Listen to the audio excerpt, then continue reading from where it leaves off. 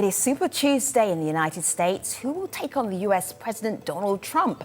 I'm Femi Oke and you're in the stream. Today is the most important day in the US Democratic primary calendar, and we'll be joined by Al Jazeera's finest correspondents breaking down some key races around the country.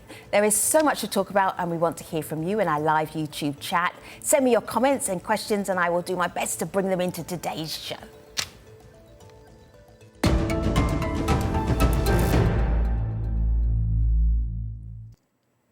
Before we get started, what is so super about Super Tuesday? Well, today, 14 states and one US territory are holding nominating contests, and it could be a make or break moment for presidential hopefuls. Here to walk us through all the details, in Charlotte, North Carolina, John Hendon. In Austin, Texas, Alan Fisher, and right here with me in the studio, Paddy Culhane. Hello, correspondents. So lovely to be in your company. Alan, you have been doing report after report about Super Tuesday, what it is, easily digestible. Go for it. You can understand why it's a big deal, because this is for the first time we get the idea of what's happening across the country. It's not just small pockets like Iowa or New Hampshire or Nevada or South Carolina, which have been the four contests up to now. This is north to south, coast to coast and beyond.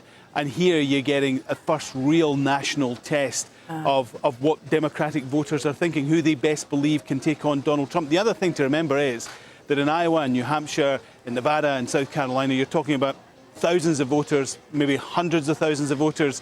Today, we're talking about millions of voters, and not just here in Texas, but in all those 14 states and the territory as well. Paddy, what do you make of who is left in this race to be the nominee? The last 36 hours have been absolutely breathtaking in how much things have changed. So we saw former Vice President Joe Biden, his campaign was failing. He was falling down on the debate stage and the voter turnout. He lost the first three primaries. Looked like this was going to be Bernie Sanders' race to win after thinking it was going to be Biden's the entire time. Yeah. So then we saw Pete Buttigieg drop out when he was actually doing really well. We saw Amy Klobuchar drop out. We saw Beto O'Rourke in Texas go out and push for Biden. So what you're seeing is all of these moderate politicians trying to shore up the Biden campaign, because there is huge concern in the Democratic Party that Vermont Senator and self-declared socialist Bernie Sanders would be the nominee. John, I'm just wondering, you're standing there, you're at a voting station.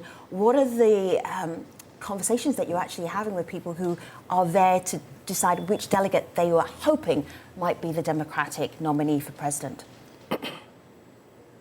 Well, I'm not allowed to have those conversations here, but I am allowed to have them about 30 yards outside the building, and I have done that. Sure. And we've talked to a lot of people who are struggling between the moderates, Biden, Bloomberg, and one of the big issues there is just not so much who it is they like more, but who they think has a better shot at beating Donald Trump. And you don't hear the same thing from the Bernie Sanders voters. They seem to be motivated in favor of Bernie Sanders more than they are in opposition to Donald Trump, and willing to just take whatever vehicle they can find in order to combat the president. So North Carolina is in many ways sort of a microcosm of the country. It's got about 1 in 3 of the voters in this race here, the Democratic race, are African American.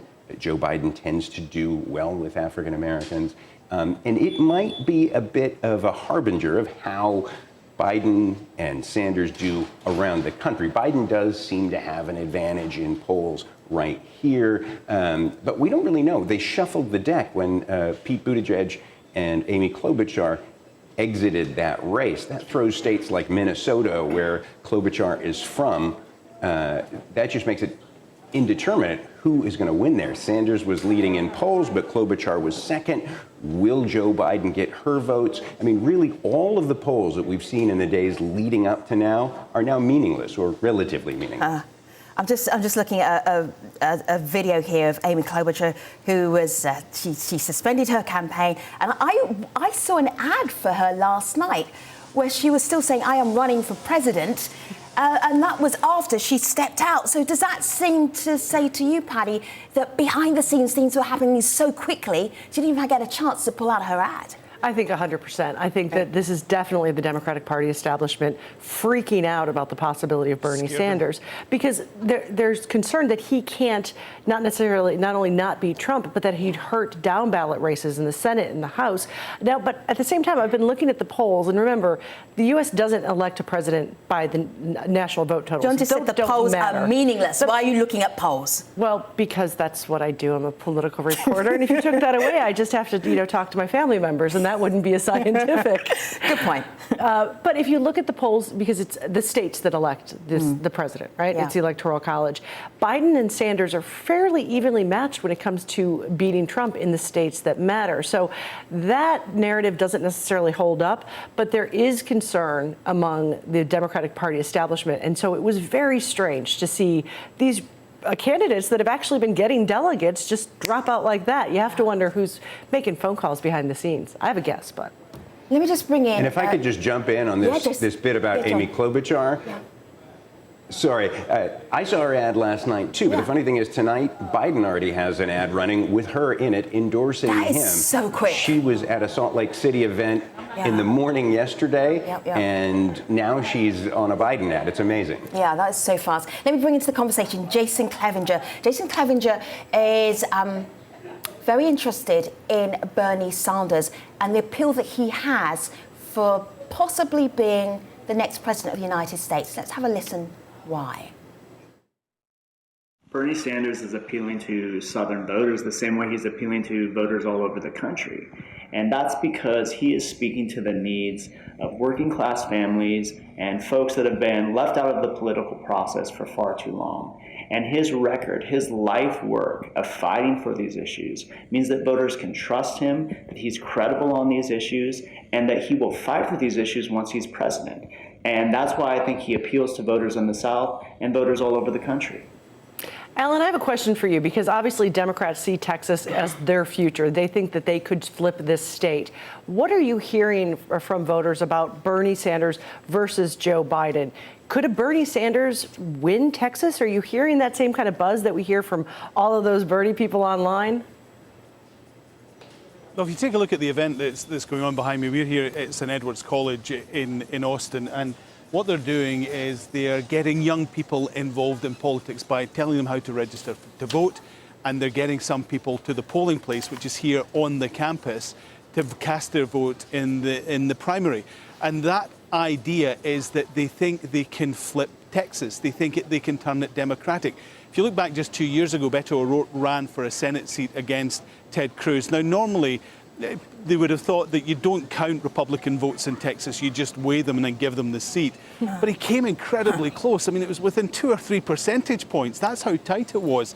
And in each of those areas where they worked out where the difference was, they're talking about a few thousand votes. So suddenly, if you start getting thousands and thousands of young people registered, particularly those who go Democratic, then there's a real chance that you're going to flip the state.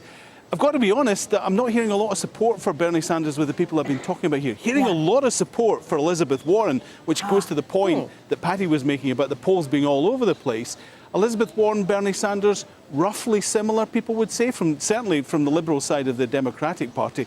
But that's the name I keep hearing more and more of, rather than people saying, yeah, Joe Biden, or yeah, Bernie Sanders. It's Elizabeth Warren who might actually do well here. Any Mike Bloomberg talk? Now, just for the audience, Mike Bloomberg was former mayor of New York City, billionaire, has spent more than $500,000 on ads. And just wondering, on the ground, guys, are you hearing that that's paying off? Because, I mean, I could have spent that money pretty well myself on other things. I definitely am hearing some of that here in North Carolina. Sorry, John, go ahead.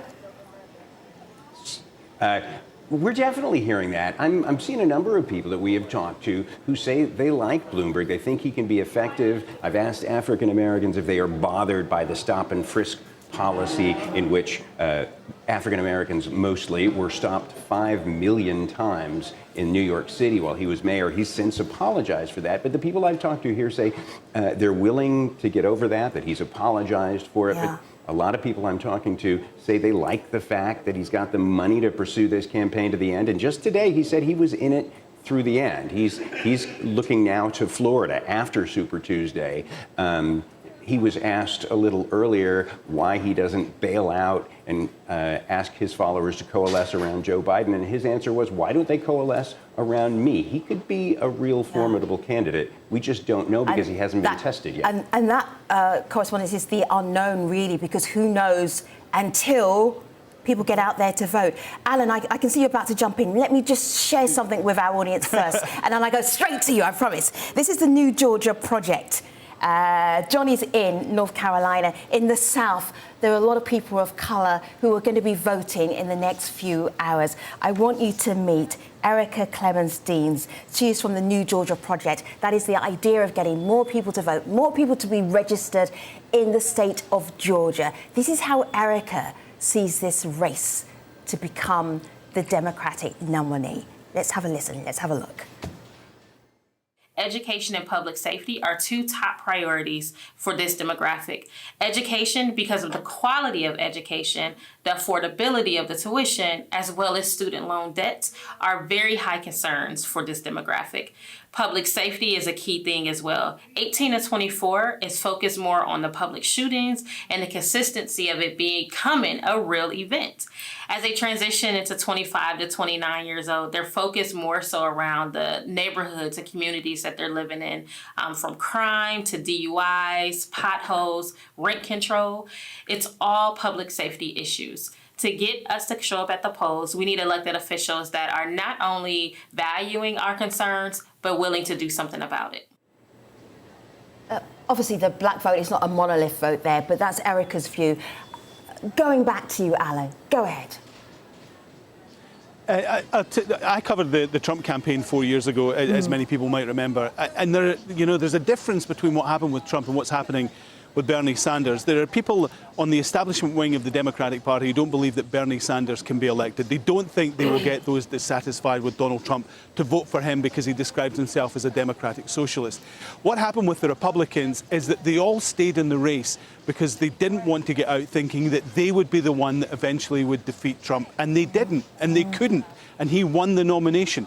This time we've seen the Democrats, surprisingly, because they don't have a reputation for being this organised, being incredibly well organised. The day before Super Tuesday, not after, when we get the results, we see Amy Klobuchar stepping out, we see Pete Buttigieg stepping out, and we see them endorsing the establishment candidate, who is Joe Biden. Now, Mike Bloomberg got into the race because he wanted to be an alternative to Bernie Sanders, but if Joe Biden is piling up the delegates, it doesn't seem there's a reason for Mike Bloomberg to still be in the race. And certainly he's not a name we're hearing around in Texas. And I think he knows that. He's spending a lot of money in advertising. As Patty says, it's $500 million. No, I didn't make a mistake there. $500 million on advertising. But he thinks he's going to do a lot better in places like Virginia and maybe North Carolina rather than here in Texas. So, Patty, can I, just before I go to you, this is a couple of things that are coming up on YouTube right now. I'm just interested in your take on this. General News says Biden can't even finish a sentence, so he's thinking here about electability. Biden for the Iraq war, Biden will kill Social Security. And then one more comment. Again, thank you for being so busy here on YouTube. Trump will eat up Biden. That is really what's going to bring the Democratic Party together and the voters, is who can beat Trump, right? Well, if you look, and if you, again, polls, sorry, but if you look at the polls, or if you even talk to voters, Democrats say their number one priority is beating Trump. Where they're split is on their number two priority, which is health care. And for our international audience who maybe actually has working health care, this is the difference in this country. Bernie Sanders says, get rid of it, everyone goes into the government program, and we get rid of private insurance. Biden is for a more moderate, and the moderate candidate's more moderate, just, okay, open up the government program, but people get to keep their private insurance. The problem for the Democrats is Democrats want universal health care. Republicans and independents universally across the board do not favor that. So that's what the establishment is saying their concern about Sanders is. John, go ahead. Well, I think one of the issues that we haven't talked about yet is the fact that with Klobuchar and with Pete Buttigieg out of the race, this might make Biden more competitive in states like Minnesota. He was polling there at about 11%. Klobuchar was coming in second.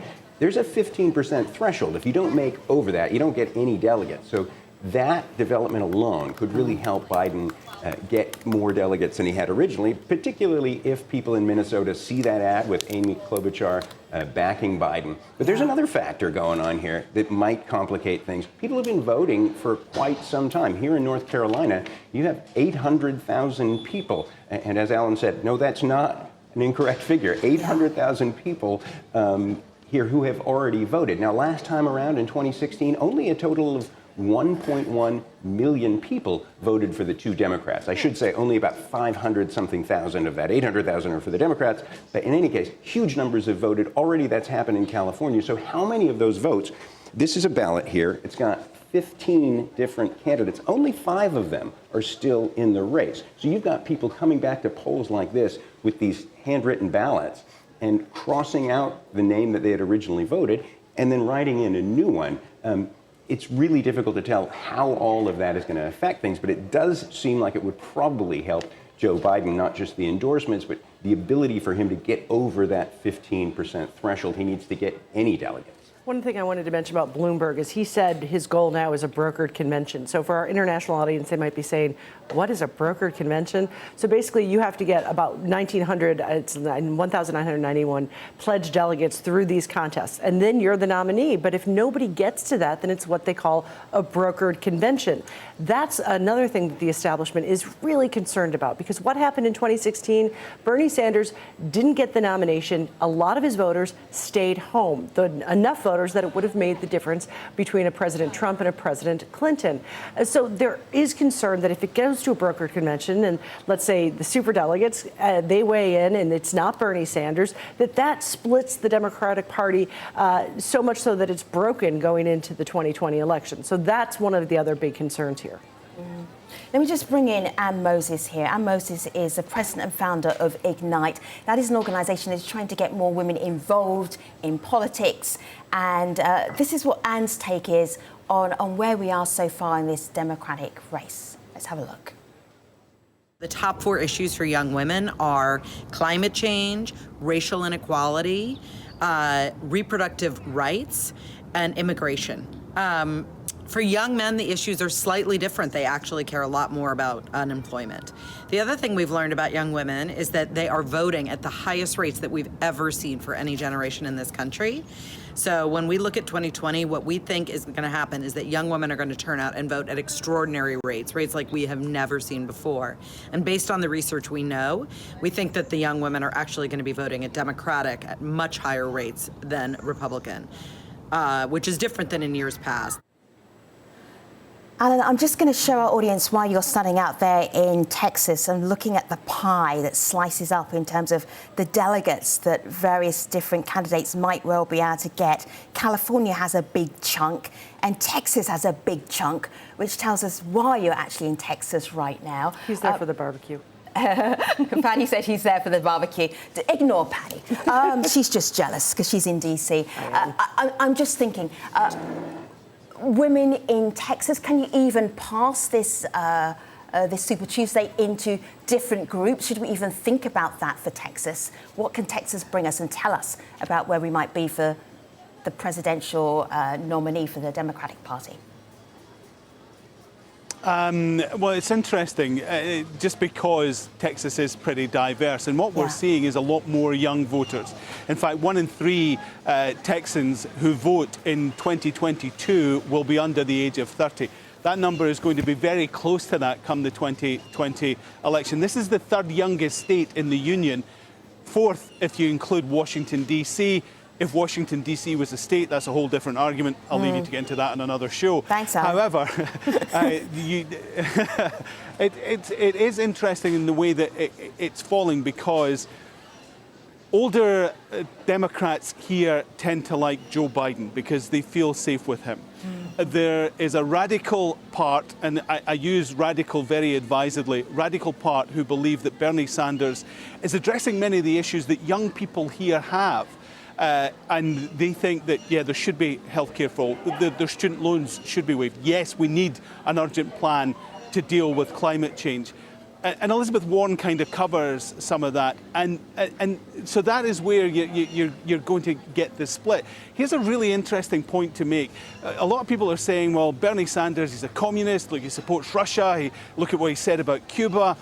If you speak to the people who are on this college campus, who are 20, 25, even under 30, if you talk about communism to them or socialism to them, they think Sweden, they think Denmark, they think countries that have got functioning healthcare, people are quite happy, high tax, but they do very well. If you speak to anyone over that and you talk about socialism, they think Russia and they think Cuba. There is a sea change in the ideas. So the idea that you're going to paint Bernie as a socialist and that's going to be bad for young people who are going to sweep to the polls come November, you would be mistaken. That's why we call Alan Mr. Google. Don't know if you knew that, but that's what we call him. Let me just bring in here, thank you, Patty, Jesse Blazer. Jesse is the editor-at-large of a publication called The Tilt, which is aimed at young people. And Jesse basically says what we need as young people is a little bit of RESPECT. Have a listen to Jesse. The Tilt's been traveling all over the country, from New England to Iowa, all along the Rust Belt, asking young people what issues matter most to them. And by and large, the number one answer is the climate crisis. Young people need to see an immediate plan of action from candidates if they're going to be inspired to show up to the polls. But also, candidates need to treat young voters like their voices actually matter. Whether they're actually 18 or they're not quite there yet, everyone can see through those promises, and they need to know that candidates believe in them if they're going to show up. John, fresh from YouTube, I'm going to give this one to you. This is Emery, and Emery says, can one really call a country democratic when the electoral choices presented do not really represent the interests of the wider public? John, you take that one. Well, one of the interesting things in this race is that now we have 5 candidates left on the Democratic side. If you take Tulsi Gabbard to the side, she's not really drawing a lot of votes at the moment. All 4 of the remaining candidates are over 70 and they're white. Interestingly, the one who seems to draw the most energetic youthful vote is Bernie Sanders, who's 78. Yeah, it is true, but you know, voters didn't express that same kind of, young voters didn't express that same kind of enthusiasm for Pete Buttigieg. His voters were older.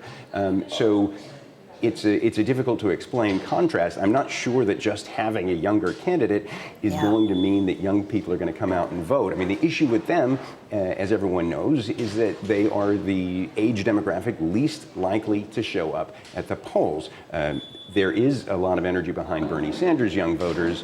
Question is, what if he's not nominated? Will they show up to the polls? There has been some criticism that they didn't do that in 2016, and that might have cost Hillary Clinton the election.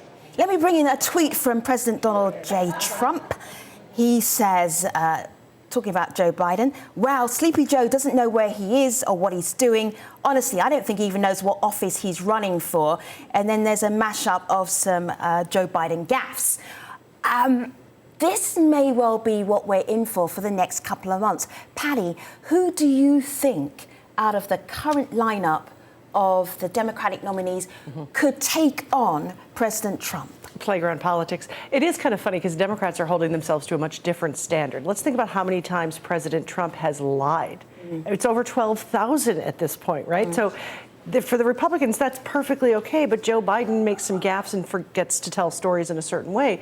So I think you're comparing Biden against other Democrats, but you have to look down the line and how will he do against Trump? Yeah. Alan, who do you think?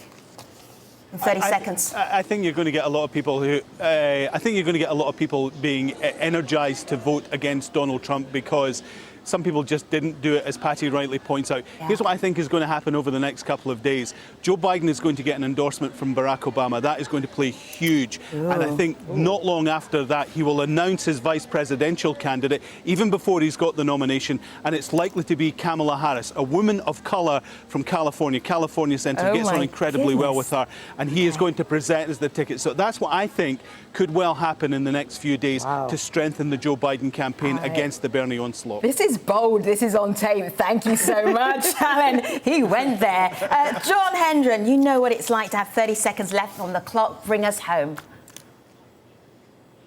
I think Bernie Sanders is going to be able to match the energy of the Trump campaign, the outsider voter status that really brings people in who haven't been in there before. But Bloomberg holds the possibility of being able to commit the kind of spending Trump has not done himself. That $500,000 in ads that Adam was talking about, Thanks, or John. Alan was talking about, that makes a difference. Thanks, John. Thanks, Alan. Thanks, Paddy. This is why they're Al Jazeera correspondents. Really appreciate your time. You can come follow the Super Tuesday latest at aljazeera.com. Thanks for watching, everybody. See you next time.